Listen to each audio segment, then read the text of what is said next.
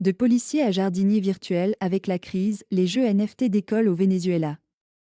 Zachary Eja se réveille en sursaut pendant la nuit. La plante?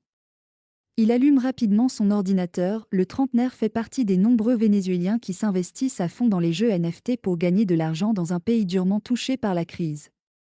NFT et non fongible token et ou jetons non fongibles, soit des certificats de propriété d'objets numériques. Comme pour beaucoup de sigles, de nombreux utilisateurs savent ce qu'ils représentent sans connaître la définition de chaque lettre. Il s'agit de jeux basés sur la technologie blockchain qui rémunèrent les participants grâce à des NFT, des objets virtuels pouvant être convertis en argent réel. Zachary, 32 ans, joue notamment à Plants vs Undead. Il y fait pousser des plantes virtuelles qui servent à combattre l'ennemi.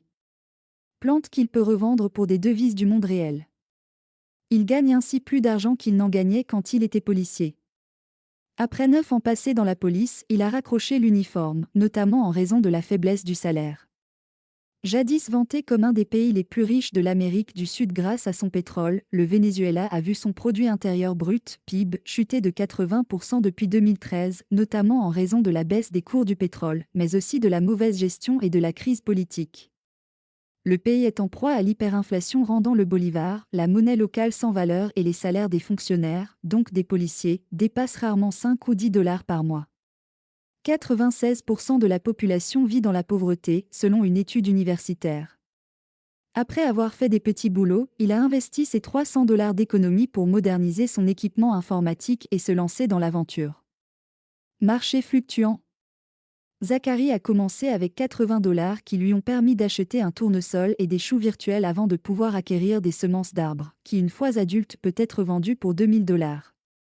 Méticuleux, Zachary ne laisse rien au hasard et note toutes ses opérations dans un cahier. Il travaille comme le ferait un courtier de bourse ou d'assurance. Je me lève à 6 heures du matin pour contrôler les jeux, puis je sors travailler, comme livreur, mais avec le portable, je reste branché. Je peux arroser les plantes et je fais attention à ce qu'il n'y ait pas un corbeau qui les endommage, raconte-t-il. Qu'est-ce que je cherche?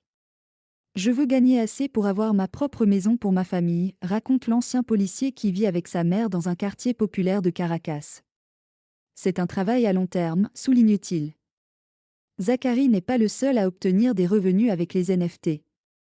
Dans la rue, près de chez lui, des joueurs discutent du sujet quand un livreur surgit et demande avec intérêt « Vous parlez de e-plan et… » J'ai envie de commencer. Signe de l'importance de cette activité, deux jeux NFT Plants vs Undead, 18e, et Axie Infinity, 35e, font partie des 50 pages les plus visitées par les internautes au Venezuela. Certains apprécient le côté ludique, mais d'autres ne jouent que pour l'argent que ces jeux peuvent rapporter. Ces plateformes de jeux qui rémunèrent les participants sont devenues des moyens de générer des revenus dans des pays hyperinflationnistes comme le Venezuela, explique Aaron Olmos, chercheur, spécialiste des crypto-actifs.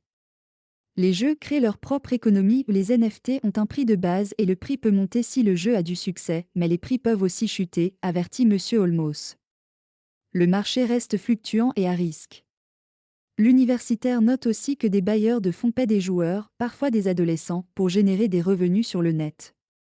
Un compte sur Axie ou Plan peut rapporter 400 ou 500 dollars par mois avec ce système de bourse, explique Yerson Rivero, investisseur en crypto-monnaie qui passe du temps sur les jeux NFT. Avec des amis, il a installé des ordinateurs au fond d'un atelier mécanique pour jouer. La crypto-monnaie, c'est l'avenir, assure Jésus Almerida, un des associés. Quand j'aurai un bon capital, je créerai des portefeuilles de crypto-monnaies pour chacun de mes enfants afin de leur payer l'université. Pour cela, il lui faut continuer à arroser les plantes.